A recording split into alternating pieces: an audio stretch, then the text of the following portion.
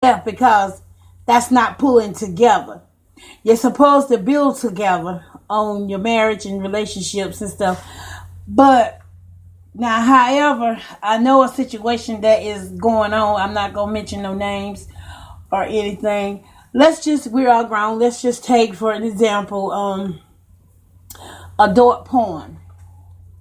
Well, if you're a husband and you know your wife doesn't desire to look at an adult porn, right, then why would you as a husband go and look at adult porn knowing that you are married? Because that is disrespectful to your wife, knowing that she don't entertain that stuff. So you would consider that Toxic. Because first of all, the reason why I say that is because sometimes when you look at stuff like that, your mind get to wondering and you get to thinking, oh, I wish this person was with me in the bed and stuff. And that's a form of cheating. Whatsoever a man thinketh, he's already done in his heart. He already done it.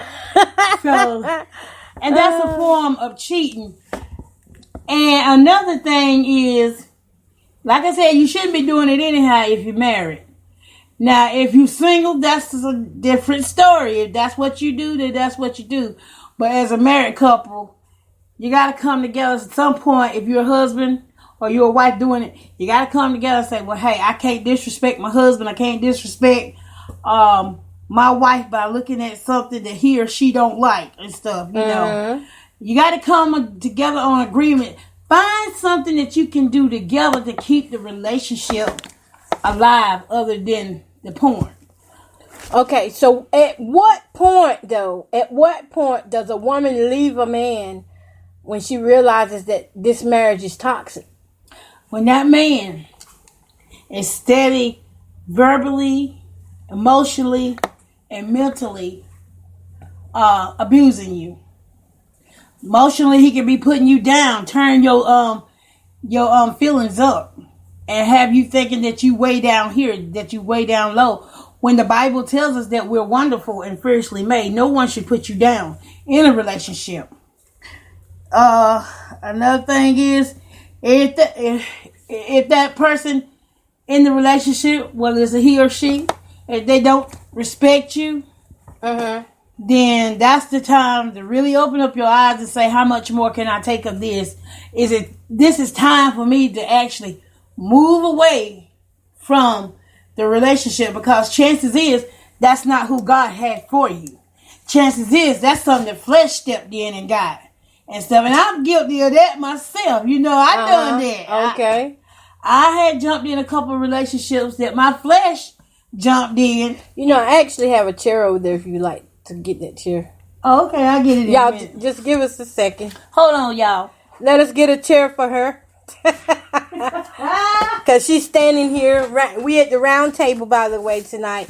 We're at the round table where I always meet God here in prayer. And y'all, this is getting really good because I didn't really expect to have a marriage point of view of this topic. But I thank God that my sister, Minister Christina, is here to help us with this and to help us see more clearly. Especially for those of us who plan on getting married too, you know. So we need this in our life. Okay, and I got to get back to the adult porn thing, because that's what turns up a lot of relationships. There's no respect in that. Why do you think that men choose to seek out porn? They're not content with who they with. That's just in my opinion. They're not satisfied with who they with. And yeah, they design in their heart something else. Yeah. And 9 times out of 10, what you looking at on them websites, it's not who you really think it is. You may think you looking at a woman, but could be a man all alone. You may think you looking at a man, but he could have been born as a woman. You see what I'm saying? So porn can lead to toxic relationships. Yes, it can. And over time, and you know the thing about that, let me read 2 Corinthians 6:14 for you, because it tells us about that as well. It says, do not be yoked together with unbelievers. For what do righteousness and wickedness have in common? Or what fellowship can light have with darkness? Mm-hmm. So you got to really pay attention sometimes. And like I said in the beginning, relationships don't always start out like that. Mm-mm. You never really know a person's dark side until you do get to know them. Yep. And that's why this topic is so important to me, to help prevent women from staying in toxic relationships And like then that. too, even when you get to know a person, you really still don't know them. Yeah, you really still You never don't know what they're capable of or nothing. No, you don't. Until you really really don't. touch them and stuff. That's right. You know, because like you said, relationships don't start out like this. We start out as friends, and then we grow closer together. Then it's, oh, I love you. Then on, let's say about 10 or 15 years on down the road, oh, you're not exactly what I want, because now you're a disappointment to me. You're bringing me down. You're wasting my money. Okay, so this relationship, we're not building together. Mm-hmm. You know, we're not building together like that. There's no foundation. So that brings me to this right here. The foundation in relationships, you know, at the beginning of relationships, whether they're healthy or not, most of them are established upon the mutual respect for one another. That's and right. admiration. But over time, like we say, it becomes unhealthy. That's right. Over time, it becomes unhealthy when the atmosphere becomes poisonous. That's right. And how the atmosphere becomes poisonous is like whenever you got people bringing in porn. You got people going out here cheating. You got people out here losing themselves to the other person. Mm-hmm. And I think that's so very important whenever we become emotional dependent upon the other person. Mm-hmm. We can lose ourselves. And if you get to a point where everything you do is really just focus on what that person's opinion, Mm-hmm. then I think that's toxic as well. When you get to that point, and some women aren't strong enough to stand up and say, "Hey, you're doing porn," and that I don't believe in that. I want to stick to my beliefs. Mm-hmm. A lot of women lose their beliefs to toxic relationships, just so they can have a relationship and tell people that, "Hey, I'm in a relationship. I have a relationship." Well, you know, me, I'm just going to be real with it. Mm-hmm. And the reason why I can talk about this is because my husband looks at porn. Uh-huh. And the way he does it, I don't like it, the way he does it. But when you're going in public areas and you're looking at porn, Mm-hmm. and when there's other people around in the area and stuff like that, that can walk by you and see what you're looking at and stuff, that's no respect. No respect. No respect, because let's just take for an example, in a library. Mm-hmm.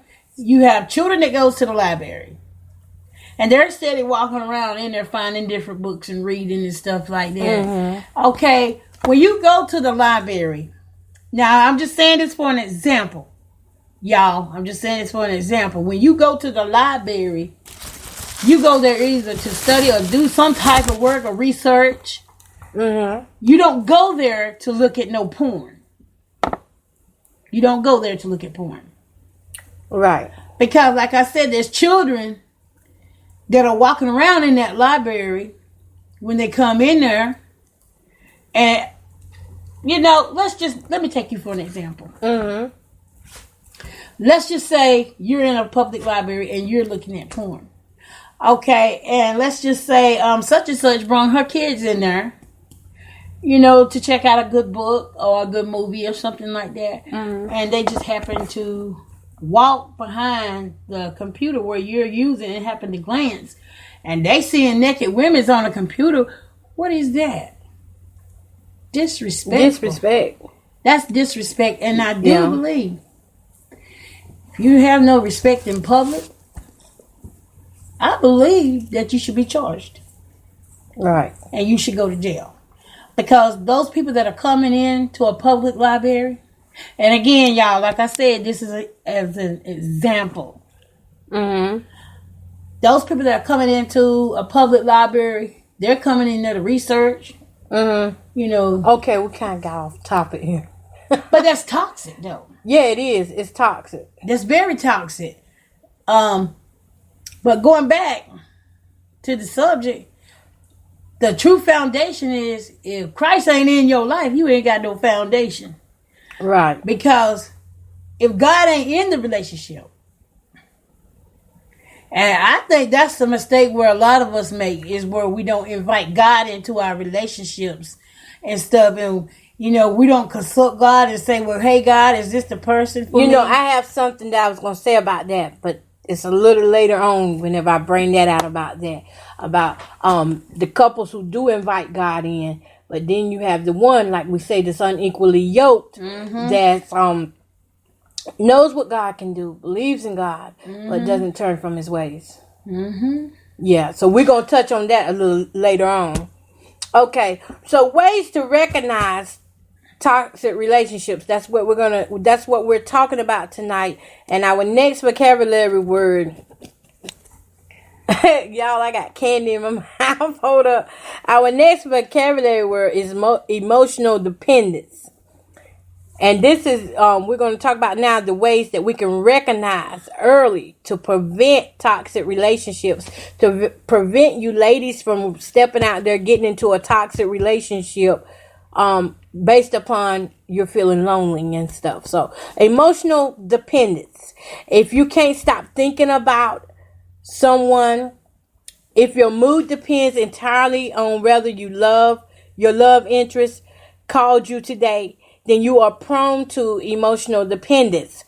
This trait usually is found in people who don't have enough love for themselves and feel the need to seek it from the outside. It then turns to a vicious cycle of a toxic relationship. So those of you that are emotional dependent, and that's meaning like you can't go 15 minutes without calling and checking on one another. And listen now, as I'm talking about this, I'm not talking about the one who was causing the relationship to be toxic by himself, about the guy. Because I'm going to tell you something. It takes two people to be toxic. It takes the man and the woman to be in a toxic relationship, the same way it takes a man and a woman to make a baby. So emotional dependency, whenever you get so used to, you got to call them every 5 minutes, or you got to check and see where they're at. You end up being the one that just wants to know everything, everything about their life. When you constantly consume their life, give me just a second, y'all. Oh, okay. Never mind. Thought that was a little, I thought we had an inbox going on. I am taking questions. If you got any questions, you can hit it up in the chat, or either you can inbox me on Facebook. All right. So emotional dependence is when your mood depends on if you have spoken to that person or not. And that's how we get the beginning stages of a toxic relationship. I remember in my relationship, I used to, eat, live, and breathe, trying to find out where that man was, find out what he's doing, who he's talking to, and all that stuff. And I admit I was crazy like that. And I was, I was the enabler. I was helping him to cause us to be toxic. I was helping him because I didn't know any better. I didn't know that you're supposed to have this breathe time and all that stuff, So if we learn wrong, then guess what? We're going to come back and we're going to teach it to others wrong. So once I learned it right, I realized, I was spending so much time consumed with what was going on with that I didn't even recognize the toxicity of that relationship. And it was very toxic. So I'll tell you another toxic thing too, where it starts at too. Like when you got parents living in the same home. Excuse me, I meant to say home. And let's just say you got daddy instead of beating on mama, and you got girls sitting there watching it. You got sons sitting there watching it. Stuff like that. That's a seed being planted in children. Stuff like that grows up in kids, and then when they grow up, they think, oh, it's okay for me to do my husband like that, or it's okay for me to do my wife like that. But it's not okay, because that's toxic.